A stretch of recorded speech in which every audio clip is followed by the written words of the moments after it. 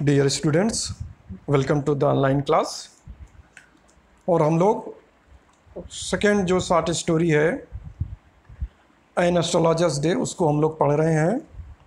और अभी तक हमने जो है पिछले क्लासेस में पढ़ा कि किस प्रकार जो इस कहानी का मुख्य कैरेक्टर है, जो ज्योतिषी है, जो एस्ट्रोलॉजर है, वो अपना वेशभूषा इस प्रकार का बना कर रखता था, अपने सामानों इस तरह के साजो सामान अपने साथ रखता था। उसने जगह का इतना अच्छा चुनाव किया था कि सहज रूप से लोग उसके ओर आकर्षित होते थे और जिससे कि उसकी आजीविका चलती थी। लेकिन ये जो ज्योतिषी था वो वास्तव में कोई ज्योतिषी नहीं था, क्योंकि उसने ज्योतिष विद्या की पढ़ाई नहीं की हुई थी, न ही उसे कोई ज्योतिष विद्या का ज्ञान था। उसने केवल लोगों के मनोविज्ञान को पढ़ा था, लोगों के मनोभावों को समझ लिया था। और जब कोई भी ग्राहक उसके पास आता था और अपने बारे में जब कुछ देर वो बता लेता था ग्राहक, तब वो उसके बारे में कुछ सामान्य से उसके स्वभाव से संबंधित वो बातें उसको बताता था। जैसे कि आप जितना परिश्रम करते हैं आपको उतना उसका रिजल्ट नहीं मिलता है, या आपकी मुख्य समस्या का कारण आपका स्वभाव और सरल होना है।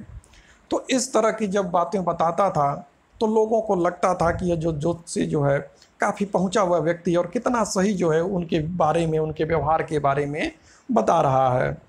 जबकि जो ज्योतिषी है वो इतने दिनों से उसने लोगों के व्यवहार का अध्ययन किया था कि इतना तो वो जान ही गया था कि वो कौन से ऐसे प्रश्न हैं लोगों की, वो कौन सी समस्याएं हैं शादी से संबंधित, पैसे से संबंधित, दोस्ती से संबंधित और रिश्तों से संबंधित, कि यही परेशानियां हर एक के जीवन में है। और इसी से रिलेटेड वो लोगों को प्रॉब्लम्स बताता था उनके, और उसका हल भी बताता था, जिससे कि लोग उससे प्रसन्न रहते थे। यहाँ तक हम लोगों ने पढ़ लिया। अब उसके आगे आज देखते हैं। The nut vendor blew out his flare and rose to go home. जो नट वेंडर उसके बगल में जहाँ पर ज्योतिषी बैठा था, जैसा कि पिछले क्लासेस से हम जान रहे हैं, तो उसके बगल में जो है एक मूंगफली बेचने वाला रहता था। तो उसी के मूंगफली भुनने के लिए जो आग जलाता था, उसी की रोशनी से जो है वो ज्योतिषी का भी काम चल जाता था। तो जो नट वेंडर था उसने जो है अपनी आग जो है ब्लू आउट हिज फ्लेयर, उसने अपनी आग बुझा दी। And rose to go home, और वो अपने घर जाने की तैयारी किया, घर जाने के लिए उठा। This was a signal for the astrologer to bundle up too, since it left him in darkness except for a little shaft of green light which strayed in from somewhere and touched the ground before him. This was a signal for the astrologer. और यह एक signal था, यह एक संकेत था ज्योतिषी के लिए भी कि वो भी अब बंडल अप टू, कि वो भी जल्दी जल्दी अपने साजो सामान को जल्दी जल्दी इकट्ठा कर लें, क्योंकि उसके पास अपनी कोई लाइट नहीं थी और बगल वाला भी अब मूंगफली वाला अब लाइट बंद करके जा रहा था। करा since it left him in darkness, क्योंकि अब अंधेरा छा चुका था। Except for a little shaft of green light, बस केवल प्रकाश की, सैफ्ट माने प्रकाश की किरणें, कुछ हरे प्रकाश की किरणें कहीं दूर से आ रही थीं और आकर उसके सामने जो है ज़मीन पर पड़ रही थीं। शाम का यानी कि समय हो गया था, सब दुकानें धीरे धीरे बंद हो रही थीं, तो अंधेरा धीरे धीरे मार्केट में छा रहा था और वहाँ पर कोई नगर पालिका के द्वारा लाइटिंग की व्यवस्था थी भी नहीं। He picked up his cowrie shells and paraphernalia and was putting them back into his bag when the green shaft of light was blotted out.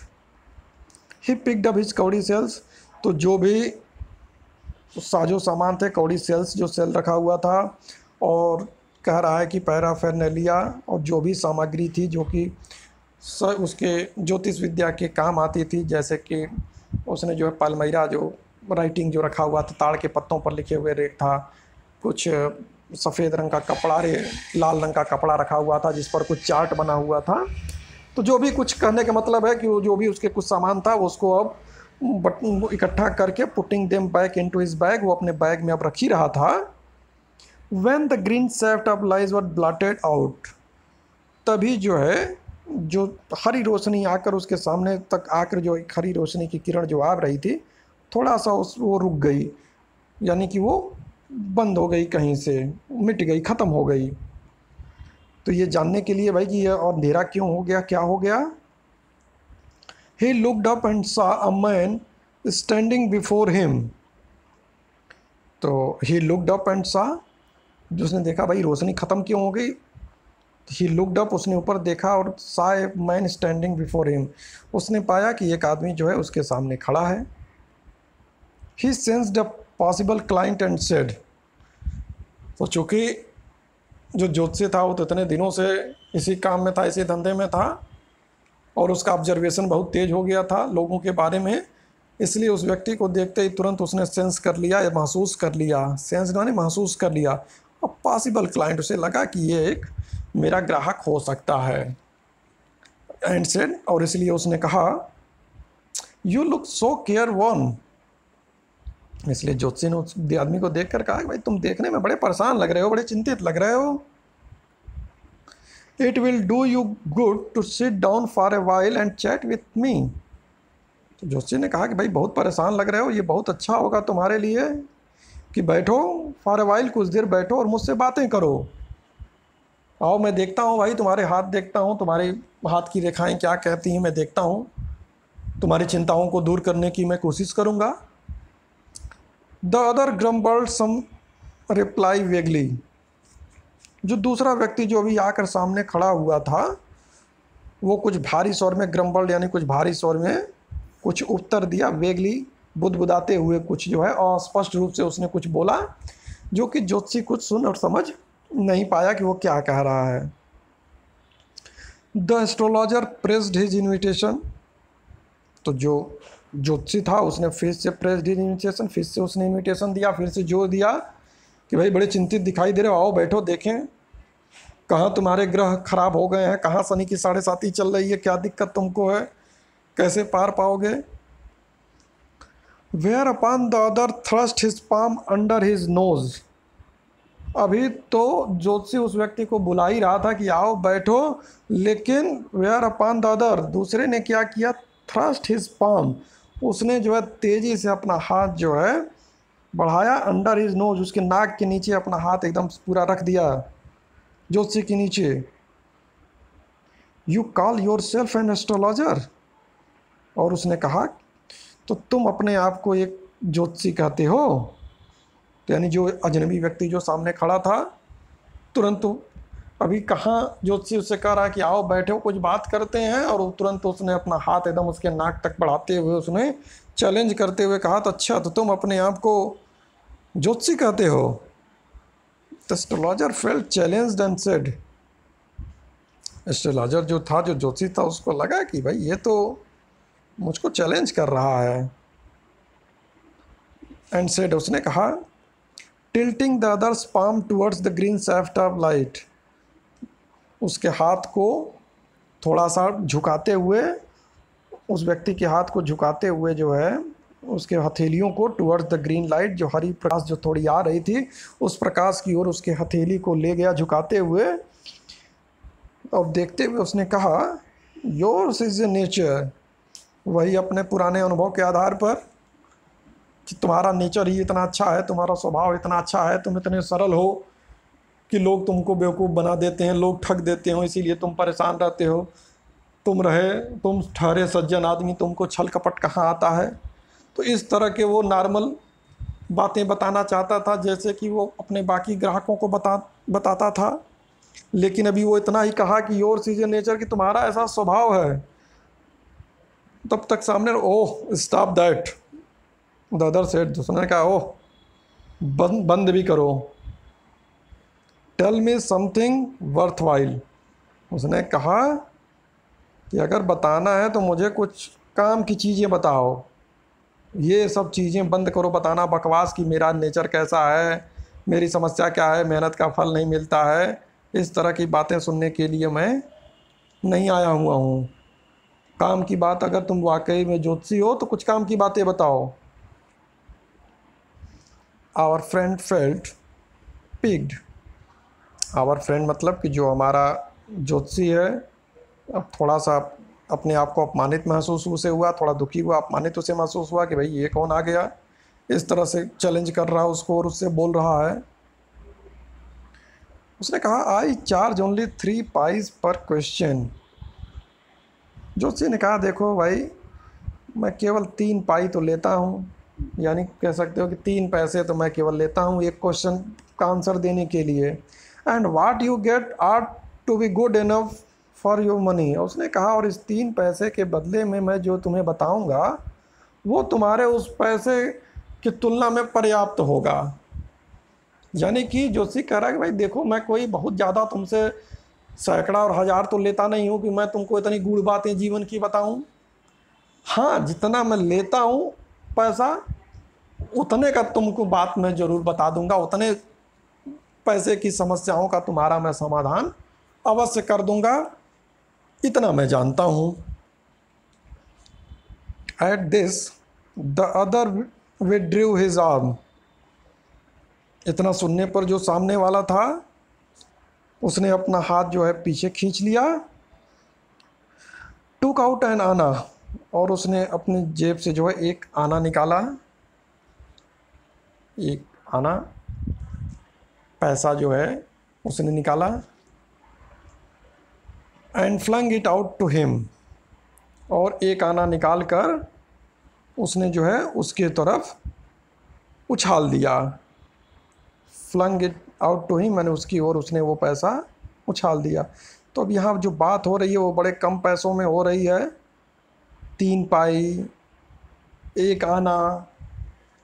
तो आज के हिसाब से समझ सकते हैं कि मान लो कि एक क्वेश्चन का वो 3 रुपया चार्ज करता था, तो मान लो सामने वाले ने 100 का नोट निकाल दिया इस तरह से, यानी कि उसके जितना वो मांग रहा था उससे ज़्यादा पैसा उसने निकाला और उतना उसके ओर उछाल दिया। और उछालते हुए उसने कहा I have some questions to ask. उस व्यक्ति ने पैसा देते हुए कहा कि मेरे पास कुछ प्रश्न है तुमसे पूछने के लिए। If I prove you are bluffing you must return that anna to me with interest.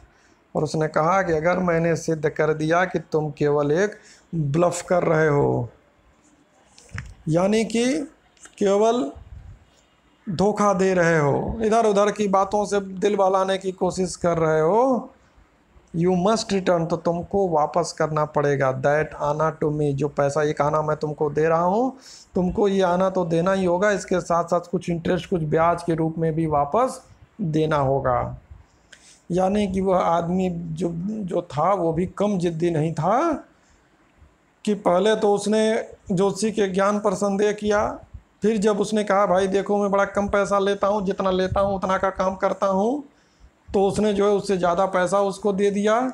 लेकिन इसके साथ साथ चेतावनी भी दे दिया कि जो मेरे प्रश्न होंगे, अगर तुम वाकई में ज्योतिषी हो तो मेरे प्रश्न का सही सही जवाब दोगे, और अगर तुम सही जवाब न दे पाए और केवल गोल मटोल जवाब दोगे, केवल मुझे धोखा देने की कोशिश करोगे, मुझे बहलाने की कोशिश करोगे, तो ये समझ जाओ कि मैं बहलने वाला नहीं हूँ इस तरह से, और तुमको मेरा ये आना भी लौटाना होगा और इसके साथ साथ कुछ और ब्याज भी लौटाना होगा।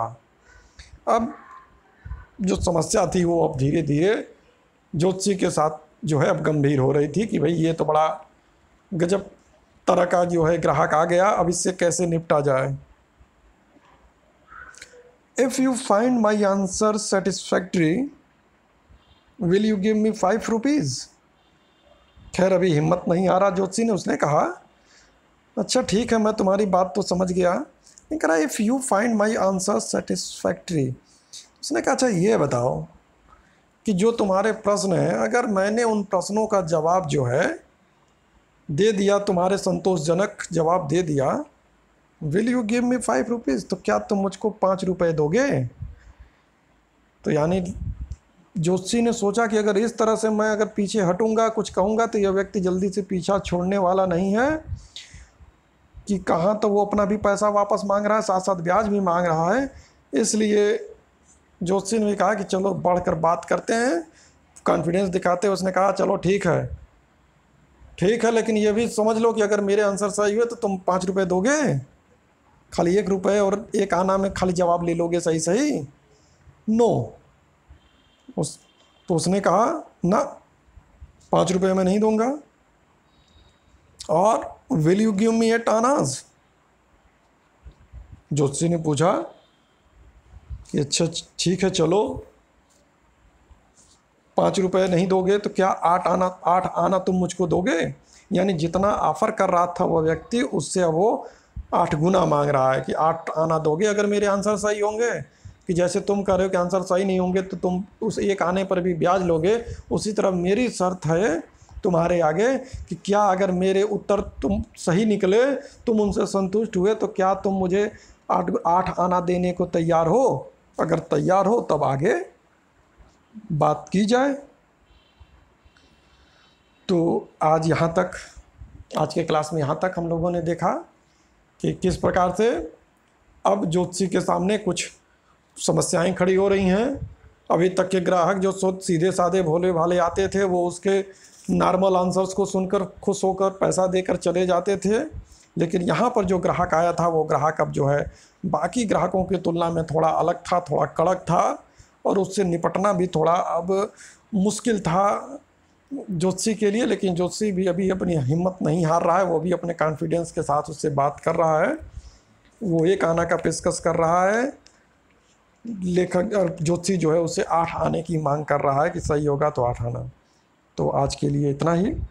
नेक्स्ट क्लास में हम लोग इसके आगे देखेंगे कि आगे क्या हुआ। Okay, good bye.